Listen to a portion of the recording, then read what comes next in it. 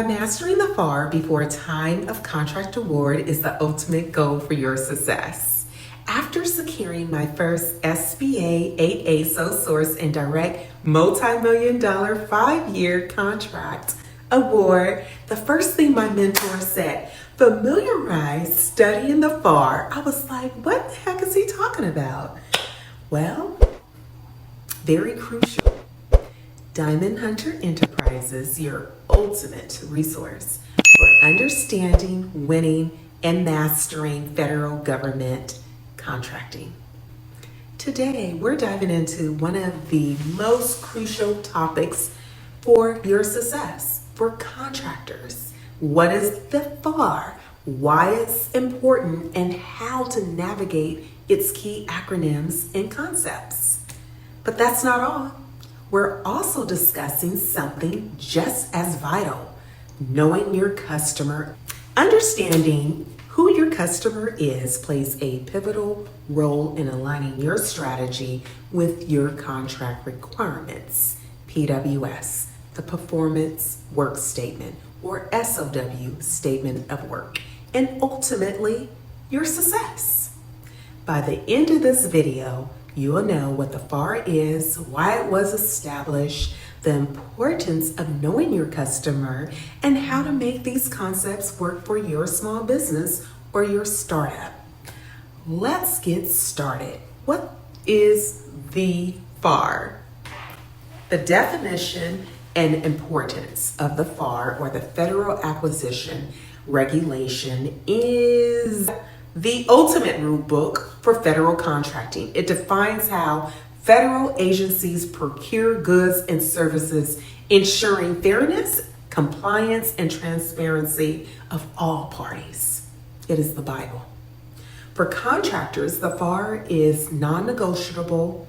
It's your reference for everything from bidding on contracts to managing performance and resolving disputes, whether you are working with the Department of Defense, DoD, Veterans Health Administration, VHA, or any federal agency. The FAR is your guide. Why was it established? Before the FAR, each federal agency had its own procurement system, which wasn't fair, which created inefficiencies and inconsistencies across the board.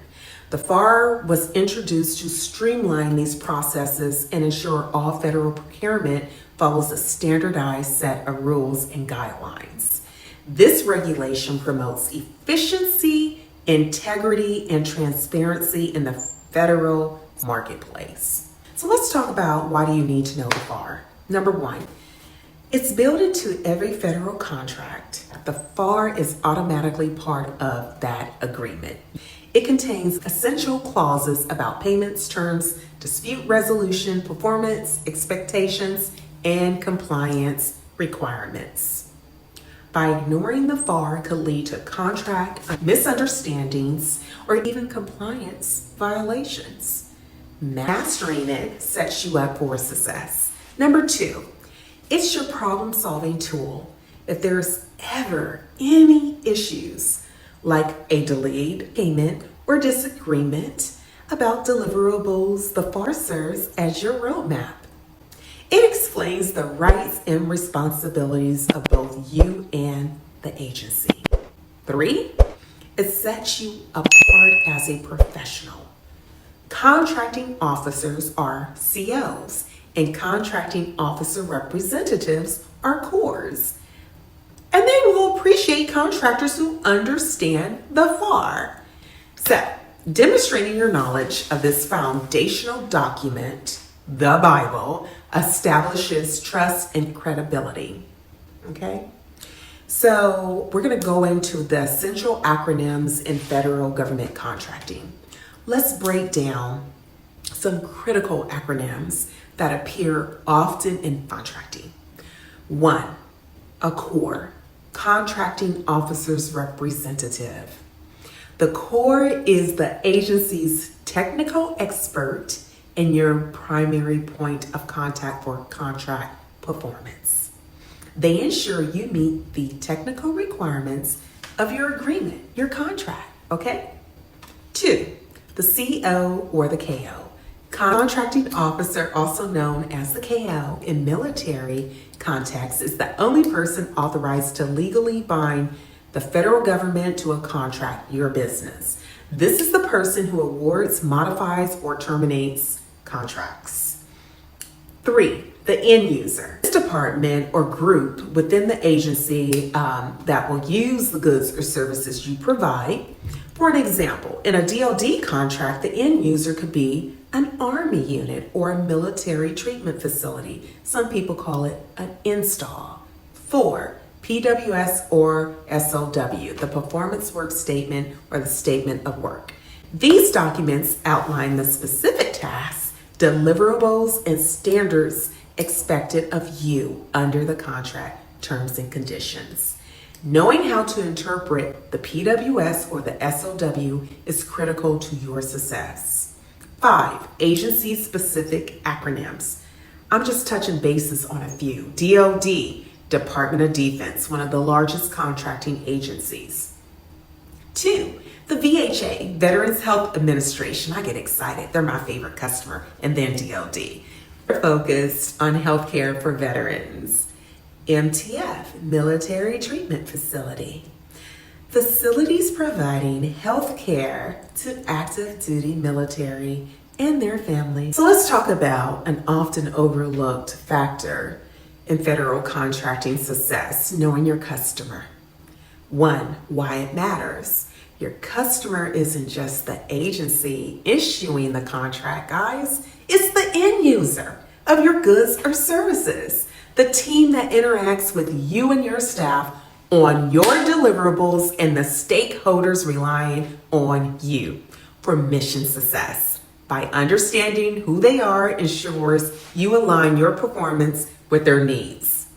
2, how to familiarize yourself with your customer.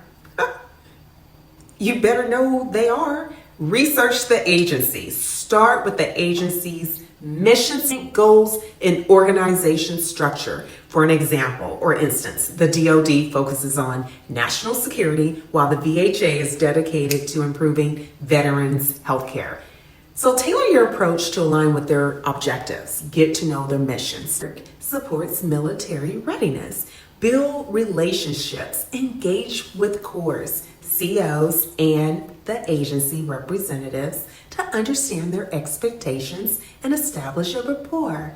Strong communication can lead to better contract performance and future opportunities, which are contract awards. 3, the role of acronyms in customer understanding. Each agency has its own language of acronyms. For an example, knowing the difference between the VHA and VBA, Veterans Benefits Administration, is crucial when working with the Department of Veterans Affairs. The more familiar you are with these terms, the more effectively you can serve your customer, and they love it. Key takeaways for small businesses. Why small businesses must master the FAR. Remember, it's your Bible for success. Small businesses have unique opportunities in federal contracting, which includes set-asides. Both without a solid understanding of the FAR, you risk non-compliance and lost opportunities. 2, focusing on the customer. You better get in relationship with the end user. By knowing your customer allows you to anticipate their needs, deliver exceptional results, and build a reputation as a reliable contractor. 3, stay organized and prepared.